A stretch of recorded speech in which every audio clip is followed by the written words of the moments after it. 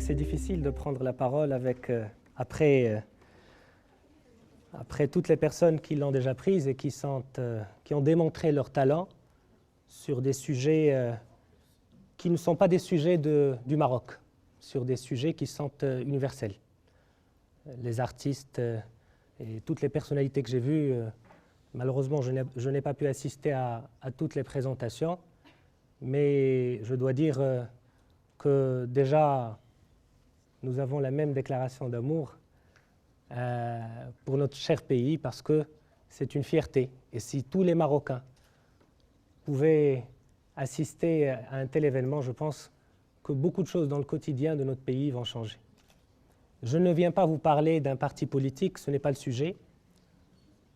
Je viens vous parler d'une expérience humaine qui a commencé à un âge, j'étais encore jeune, enfin je suis jeune, mais j'étais encore beaucoup plus jeune, et j'avais cette ambition. J'avais cette ambition de faire de la politique, mais c'était compliqué parce que je suis né en 81, c'était avant 90 ou 91, et c'était difficile parce qu'il n'y avait pas d'horizon, parce qu'on ne pouvait pas s'imaginer un jour être dans le Parlement ou diriger, je dirais, un département dans son pays, ou contribuer d'une façon ou d'une autre au débat, de façon utile dans son pays. J'ai eu mon bac en 99 et c'est là où il y avait le premier Parlement de l'enfant. J'étais à la maison, je suis natif de Tanger, j'ai un grand ami ici, c'est Nchnesh, on a fait la même école primaire d'ailleurs, El Houda, et j'étais à la maison en train de travailler, etc. Et il y a à l'époque, en fait, le mqaddam qui est venu taper في الباب باش تيقول لك خصك تمشي للنيابه. دونك المقدم اللي تابع للداخليه اللي خصك تمشي للنيابه اللي تابع للتعليم pour pouvoir, je dirais, être reçu par naïb ديال التعليم à Tanger. Quand je débarque sur place, naturellement avec les parents, c'est pour être informé que j'ai été choisi pour faire partie du Parlement de l'enfant. Sur quelle base? On m'a dit que c'était sur la base les notes, et parce que de toute façon, il y avait une certaine façon de choisir qui était essentiellement basée sur les résultats scolaires. Je démarre une petite expérience avec 350 jeunes des plus brillants du pays. Ils avaient moins de 18 ans, forcément, puisque la Convention internationale fixait l'âge de l'enfant à moins de 18 ans. Je pense qu'ils n'ont pas changé d'avis depuis. Et une petite expérience démarre, où quelqu'un, fils, je dirais, du peuple, parce que bon, j'ai une famille normale, marocaine, je n'ai pas un nom connu. Mon père a été quelqu'un de normal, il a travaillé, il a essayé de faire de son mieux pour ses enfants, ma mère aussi. Mais on démarre quelque chose et on voit quand même qu'il y a un début de changement dans le pays. Et c'est là que tout commence. Je ne vous cache pas que j'ai eu du mal à faire mes études convenablement, parallèlement, parce qu'on passe du jour au lendemain de l'anonymat dans sa petite école, dans son lycée, aux télés, nationales et internationales. On passe, je dirais, de journées ordinaires, congères, à des voyages à l'étranger. On se fait recevoir par les chefs d'État, on se fait recevoir par des personnalités qu'on ne regardait qu'à la télé, qu'on ne voyait qu'à la télé. Et plus que ça, c'est des personnalités qui inspirent de toute façon une démocratie en construction comme la nôtre. Et on se pose la question, comment est-ce qu'on pourrait être utile pour son pays? Parce que le problème, ce n'est pas d'être comme, je le dis toujours, l'équipe à l'Argentine, où il y a des individualités, ça ne servira pas à grand-chose d'être brillant et que si le reste ne l'est pas. On a besoin dans notre pays que tout le monde soit brillant. Ceux qui dirigent doivent être des gens à la hauteur, mais à la fois. C'est fondamental. Autrement, on n'avancera pas à la bonne vitesse. Et donc ça commence, des voyages par-ci et par-là, Hawaï, l'Afrique du Sud, la Commission européenne, le Parlement anglais, etc., etc. Et donc il y a une idée qui se cultive au fur et à mesure, une conviction plutôt. C'est de dire qu'il faut d'abord commencer par chercher de la compétence. Et la compétence, ça commence par ses études. Il ne faut pas se tromper de terrain, il ne faut pas se tromper, je dirais, de bataille. Parce que si on ne sait pas ce qu'on peut faire, notre contribution, les problèmes du Maroc sont des problèmes très complexes, et j'en parlerai dans un petit moment. Et donc la conviction que j'ai pu, je dirais, cultiver, c'est de dire d'abord il faut commencer par faire de son mieux là où on doit apprendre et que ce processus d'apprentissage ne s'arrête jamais. C'est pour ça qu'il y a eu un effort, quoique difficile, avec ces voyages sympathiques et avec ces hôtels 5 étoiles un peu partout dans le monde. Et on revient à la réalité, les classes prépa avec des gens qui restent comme ça. Alors que je suis parti il y a une semaine, je retrouve les mêmes personnes avec les mêmes avis, avec les mêmes stylos, avec les mêmes... Alors j'ai du mal à rentrer encore dans le sujet.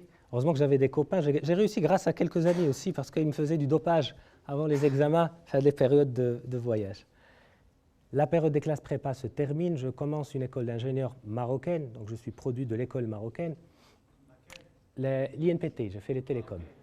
Quelle est l'INPT là? C'est la même chose, de toute façon, c'est la même chose.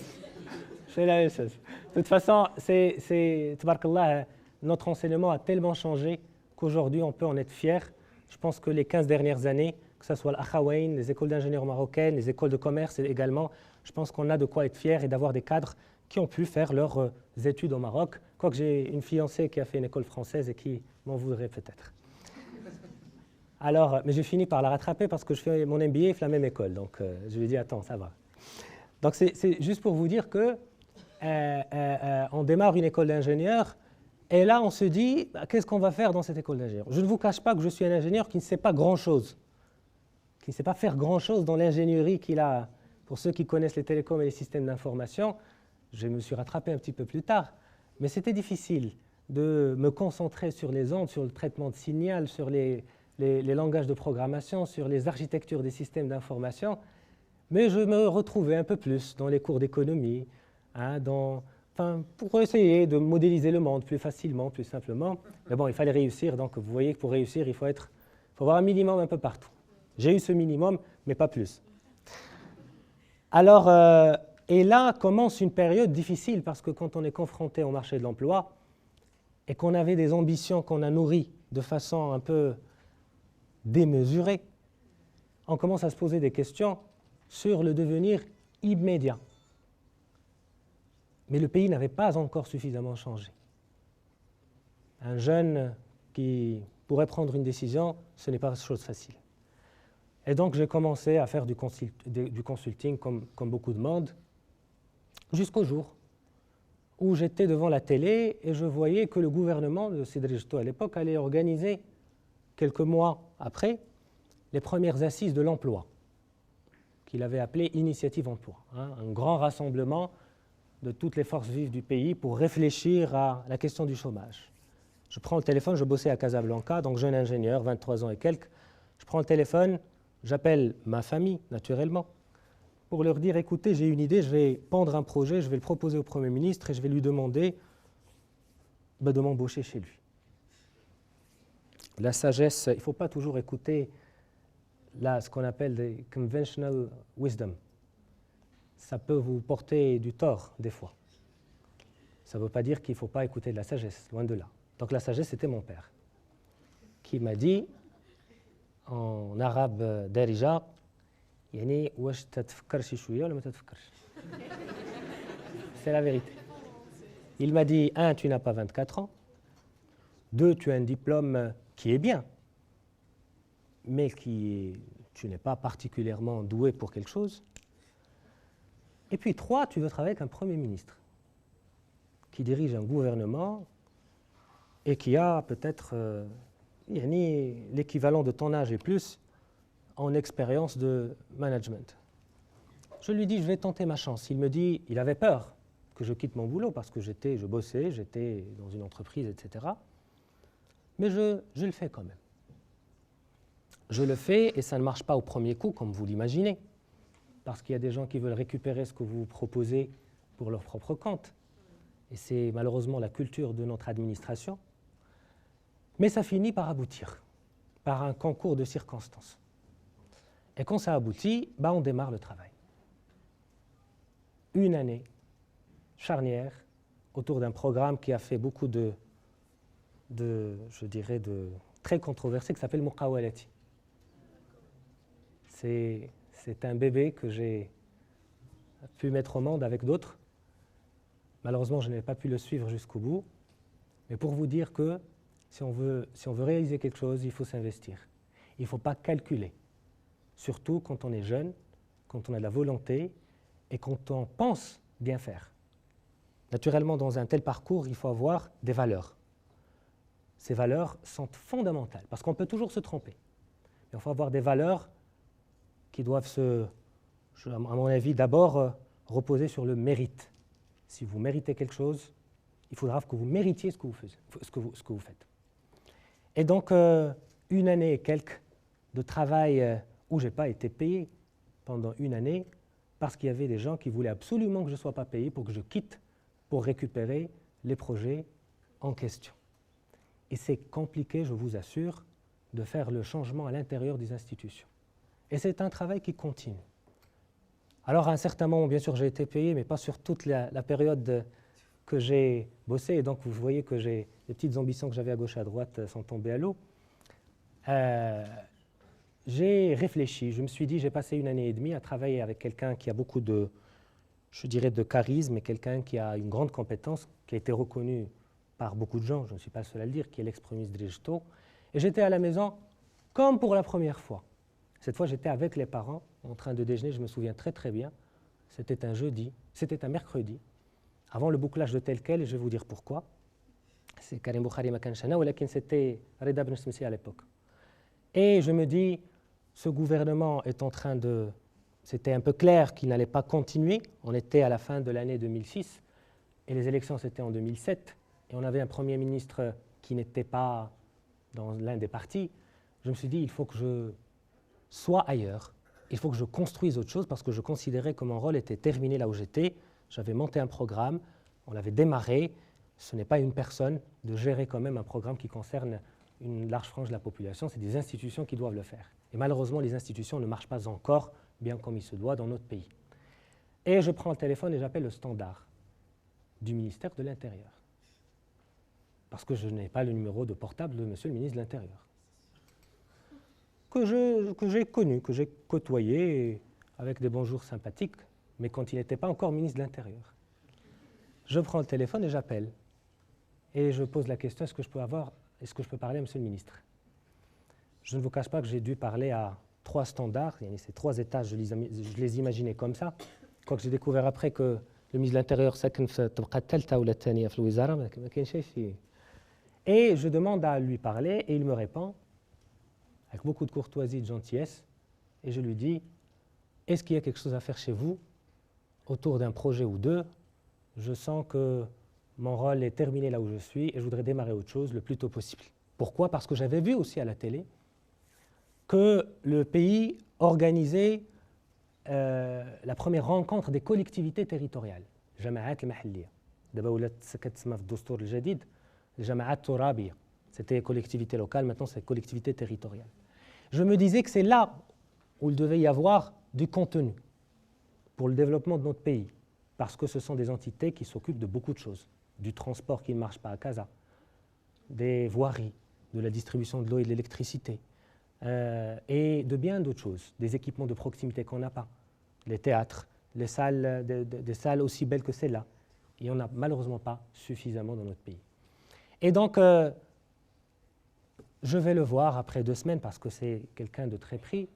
Et je fais le tour du ministère autour d'une idée claire. Il faut que je trouve un point d'attache pour pouvoir monter des projets, pour pouvoir les mettre en œuvre.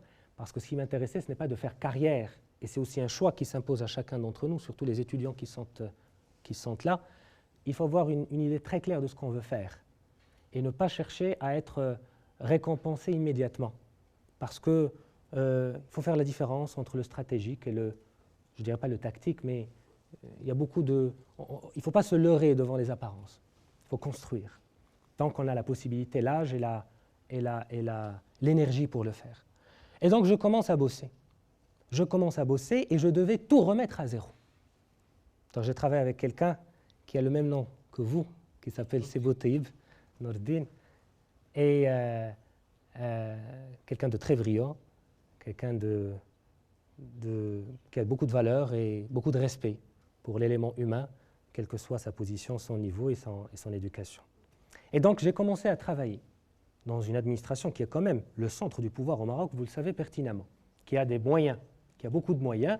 Je débarque là-bas, j'avais peut-être 25 ans et quelques, mais j'avais un problème sérieux parce que j'ai passé l'année précédente à passer à la télé, à donner des interviews dans toutes les langues, à être sur les plateaux JT avec, soi-disant, les personnalités du pays. Et là, je dois redémarrer tout, avec le bas de l'échelle de l'administration, avec des gens qui ne vous respecteront que parce que, par votre compétence, et encore.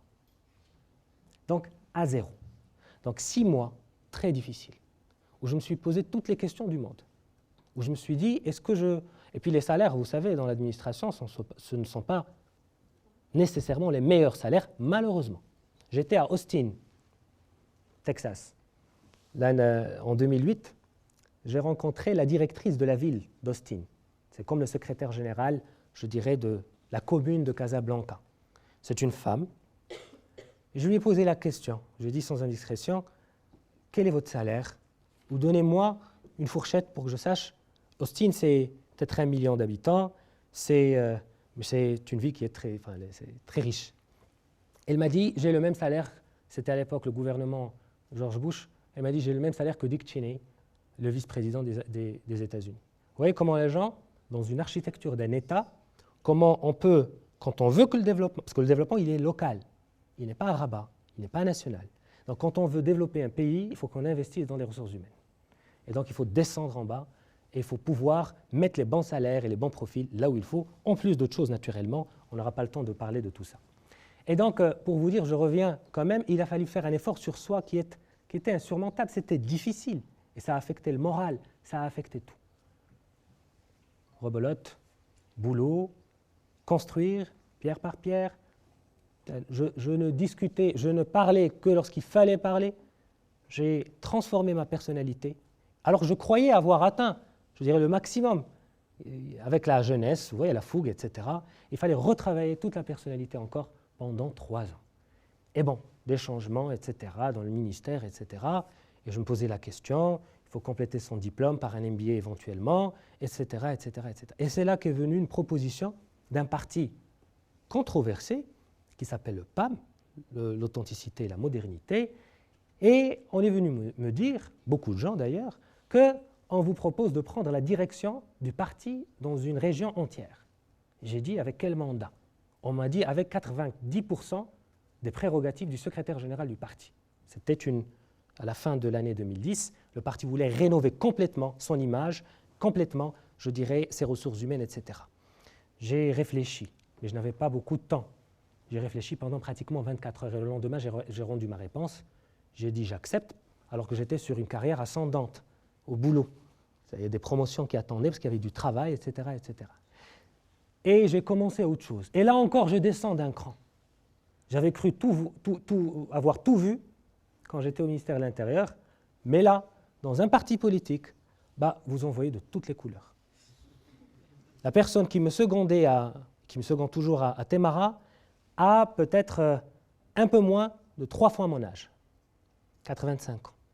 Et puis, il a fallu composer avec tout ce monde-là, se retrouver sur les journaux, avec des fois des insultes, avec des fois des mots pas très gentils.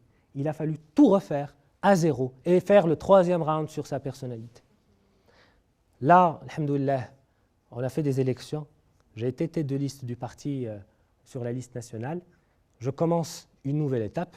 Donc vous voyez, en l'espace de 4 ans, ce nombre d'étapes, ce ne sont pas des projets qu'on fait et puis on les abandonne. Ce n'est pas ça. C'est une façon de voir la vie, c'est une façon de voir sa carrière, c'est une façon de voir sa contribution, avec quelques constances. La première constante, c'est on peut se tromper à n'importe quel moment. Donc il faut garder la tête froide, il faut garder beaucoup d'humilité, parce que le lendemain, on peut se rendre compte qu'on s'est trompé de façon, je dirais, fondamentale sur un sujet qu'on croyait être le bon.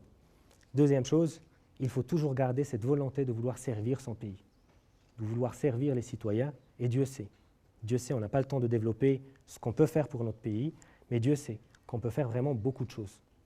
Si seulement l'investissement public était géré autrement, était décentralisé, les petites et moyennes entreprises pourraient employer, trouver leur place, et on ne se retrouverait pas. Nous sommes un pays en construction, en chantier.